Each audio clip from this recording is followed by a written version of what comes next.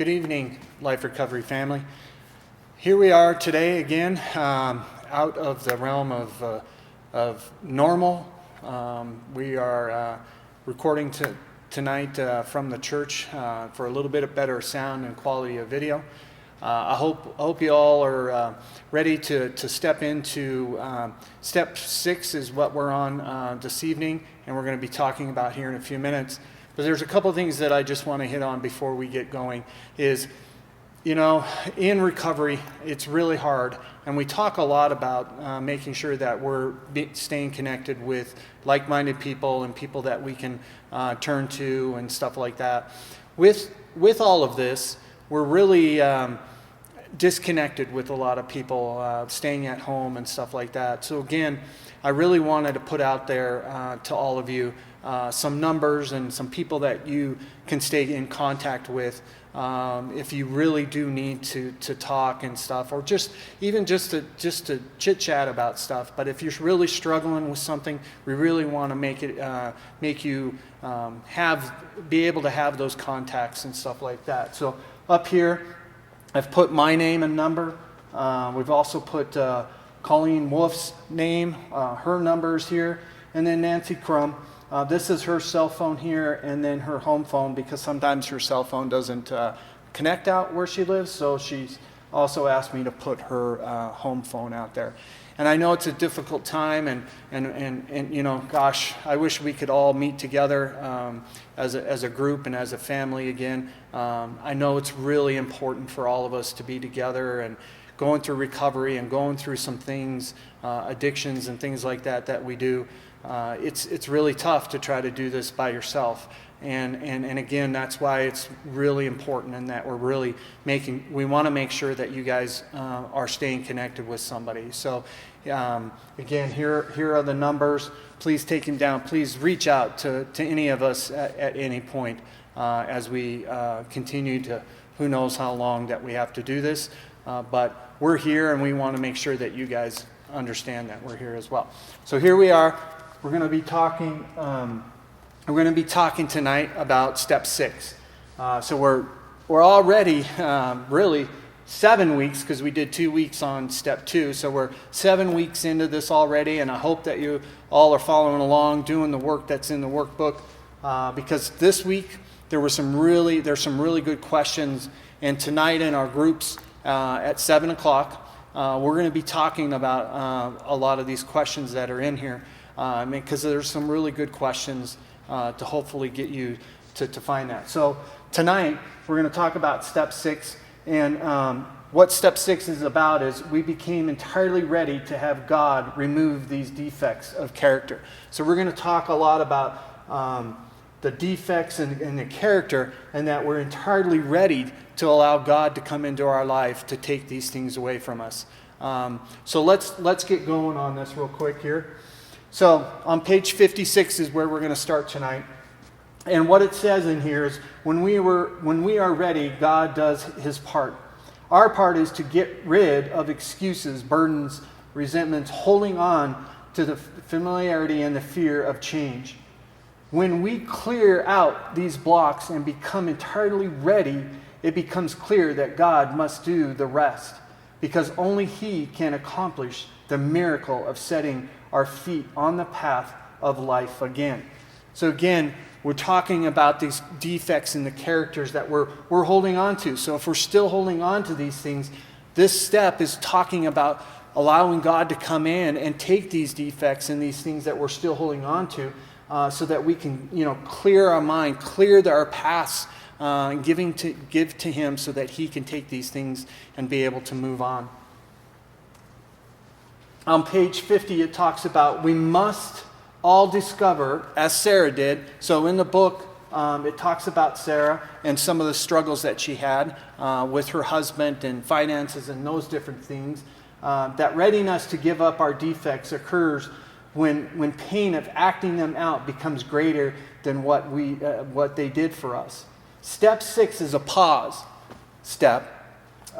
Here we reflect on the information that we received about ourselves in completing steps 4 and 5. So again, going into step 6, if you're still struggling and you're still having some some issues with step 4 with the whole inventory. If you haven't done step 5 yet with going out and finding that person that you need to talk to, step 6 is going to be a little bit difficult for you to be able to kind of sort of move on. But you can incorporate step 6 into step 4 and 5 because you're now recognizing these defects and these things that you've had with step 4 by taking the inventory, looking at where you're wrong, looking at where you own it, and then being able to take these defects that you've identified in those steps, and maybe even some of the things that you've identified in step 5, with talking with somebody, and maybe that person has pointed out to you some other things as well, is to now be able to turn that over to God and let God show you the path that you need to go into. On page 51, it talks about character defects. They're useful. They were useful to us, necessary for survival at times for us. They were automatic. I know for me, in my addictions, it was just something I did every day. So it was like an automatic thing. It was something that I thought about all the time. And then also so for successful recovery, we must let God have them.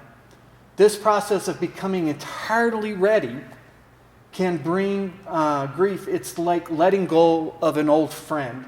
And it's painful, even when these defects have outlived their usefulness to us and to God.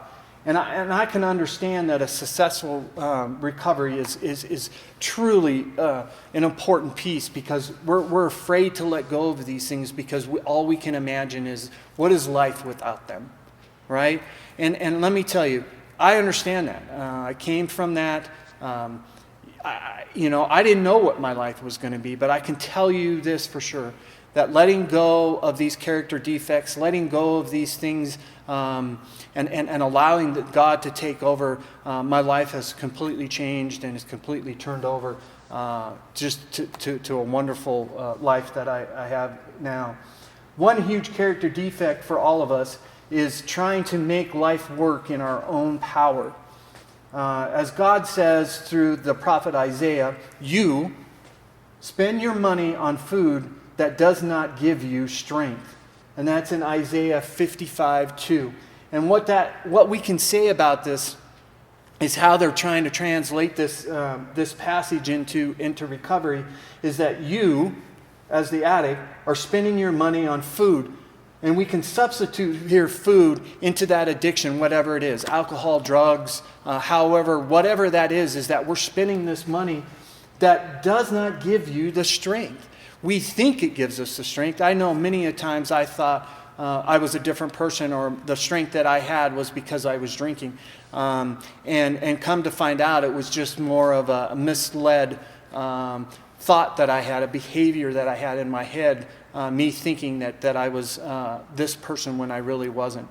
It also gave me that confidence. And now that I've been sober and I have been dealing with my life right now, I have the confidence to feel better. So don't get discouraged at that. Believe in yourself. Believe that as time goes on in your recovery, that you will gain the strength, that you will gain that self-confidence of knowing who you are, and that you have God on your side to be able to move forward in your recovery and gain that strength. On page 52, it says, in step 6, we become entirely ready by once more acknowledging that our way of handling life, even if they have helped us survive in the past, are not what God intends for us. And I believe that this is a really important thing. This is why I put this on this slide, and it's in the book. And the reason why I put it on here is that we have become entirely ready once more to acknowledge that our way of thinking, our way of dealing with things isn't right, isn't the way that we need to be able to run our life, that we need to turn these things over to God, that we need to allow God to come into our life and to handle these things, because our way of doing stuff is just going around and around in circles. You wonder why there's chaos in your life. You wonder why these things are not going away. Well, I can tell you why. It's because you're still trying to control it. You're still trying to allow it to happen. The removal of these defects is a spiritual surgery. Now listen to this. Is a spiritual surgery that must be accomplished by God's hand. We must let go of the struggles, give over our will on each defect of character, and become open to His work in our hearts. I love this as well. Reason why I put it in here is that the removal of our defects is a spiritual surgery, and the only person that can do this is God Himself. Can do that surgery on us to take those defects away from us. He's the only one that can do that. You, I, nobody else can do that.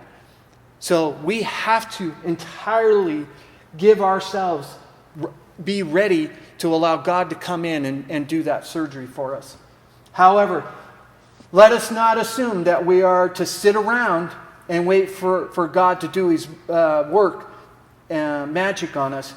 Becoming ready for Him to remove our defects means that we develop humility and willingness and become open to behaving and acting differently. So again, in this one too, is that we can say that God is the only one that can come in and take these defects from us, and we have to have that willingness to be able, or for wanting Him to come in and do it. But we also have to do our part. We also have to allow God. We also have to stop controlling those things. We also have to stop allowing the excuses. All of this other stuff that you're allowing to control your life, you have to be willing to get rid of. You have to be willing to allow God to come in and take a hold of these things and get rid of them for you. The only way that's going to work is with God. And so I pray that you guys can continue to see this, that God is willing and wanting to help you with taking control of these things, but you have to be willing to give them up. On page 52, we may get ourselves right to the edge of significant progress in recovery, but our character defects has crippled us so that we are paralyzed by fear and cannot get to the next level. And again, on this one, it's talking about, what this is talking about in here is that we get right to the edge, right? And we really want to, but then all of a sudden we're coming up with the excuses again. We don't want to entirely give it all over to God, right? Because we're still afraid of what our lives are going to look like without this. Without the drugs, without the alcohol, without anger, without porn, without whatever it is that you're struggling with, right? We're still struggling letting go of these little things because we can't imagine what our life will be like. Well, can you imagine? Let me tell you, imagining what it will be is greater than what it was in the past. And that's what we're holding on to. It's too risky. Fear of failure, right? The rejection or the abandonment sets in. And we sit by the side of the pool complaining about our helplessness of feeling sorry for ourselves because we must change and work at sobriety when the rest of the world can still enjoy the pleasures of whatever addiction is our comfort. And again, I think a lot of you have heard me tell the story about a friend of mine when I was in recovery that he all he did was talk and complain about that he could never go to Las Vegas again because he couldn't drink. And he obsessed with that that he finally fell out of his treatment. He finally fell out of recovery, and he ended up going back to drinking, and he almost died. He was so bad off, he took him to the hospital and stuff like that. Not sure where he's at now. He kind of just disappeared. But again, a lot of that has to do with because we get into our own minds. And getting into our own minds is the worst thing that we can do, right? Is that we start allowing the devil and those things to get into our minds and putting that it's too risky, the failure, the rejection, and that we sit there and we want to start comparing our lives to other people. Well, this person can do it, this person can do that, and thinking, well, I'll never be able to do that ever again. Well, let me tell you, I did that same thing. I thought about that as well through my recovery, and what is that going to look like? And 12 years sober, I can tell you that, yes, I did have those feelings and those thoughts, but my life is so much better because I have Christ in my life, and that Jesus came in and he saved me, and he gave me all these other things that I look at my life now as being so much better with the things that I have now instead of the alcohol that I was doing at the time. So we have got to try to get this part of this so that you guys understand that your lives are going to be so much better as we continue to work forward. On page 52 and 53 it says, being entirely ready, as though Jesus were saying to us, would you like to get well? So imagine him saying that to you. Would you like to get well? And how many of us would raise our hand? How many of us would jump up for joy if he was to appear in front of us, knock on the door and say, would you like to get well? That we would all, I deep down in all of you, I know that you would all say yes. Well, here's your opportunity to get your life back. Here's your opportunity that God is telling you that you are ready. That he is there for you to help you get your life back. Jesus is challenging us in this step to have God remove all of these defects of character. In other words, we invited to step out of faith, take action towards recovery behaviors we need to develop, and leave the rest to God. When we do our own part by choosing to act differently in the moment, Jesus or God removes the defect. So on this one here is when we do our part by choosing to act differently in the moment, right? So not going out, not going to the liquor store, not taking that drink, not buying those drugs, not having that anger at the moment, not whatever it is that you are struggling with your defects and those characters, is that if you choose to act differently, that God will remove those defects from you.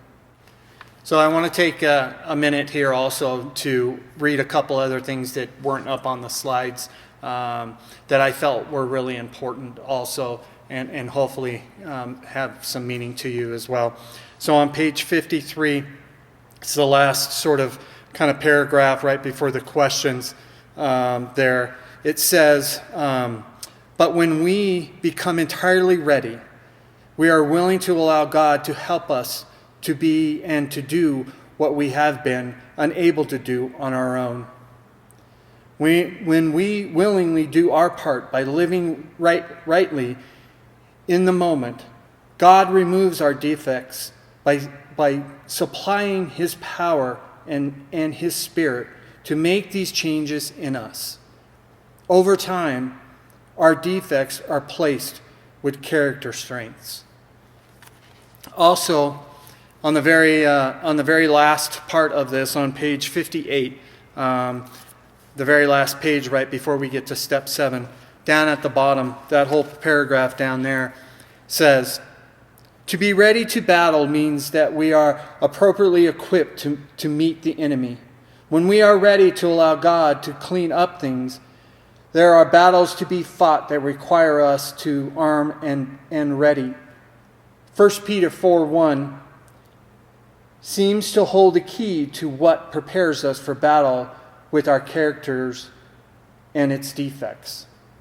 Peter tells us to arm ourselves with the attitude of Christ, who was prepared and willing to suffer.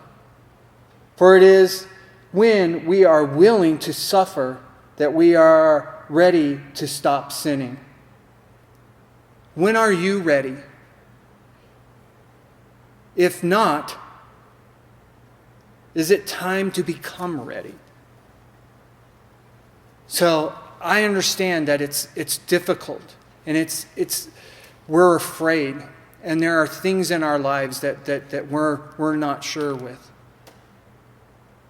But you have to find the time when you're ready to be able to work the steps, to be able to do the things that Christ has put in front of you, to change your life, to get your life back, to become a better person, to become a better Christian. So please, if you have any questions, again, please contact one of us. Also, tonight at 7 o'clock, we're going to be doing our men's and women's groups on Zoom. There are links on the app, on the MVF app. You can go there. You can find the Life Recovery Ministry page, and you can click on the links for the men and the women's group. You can also go to Facebook on our Facebook page, and you can find the links there as well. If you're struggling to not be able to know how to get on, or if you're not sure if you're ready, just call and we can talk about that. But I truly hope that to see all of you there tonight. And if there's anything else that we can do for you, please don't hesitate to reach out. And I hope to see everybody tonight at 7 o'clock. Have a good night.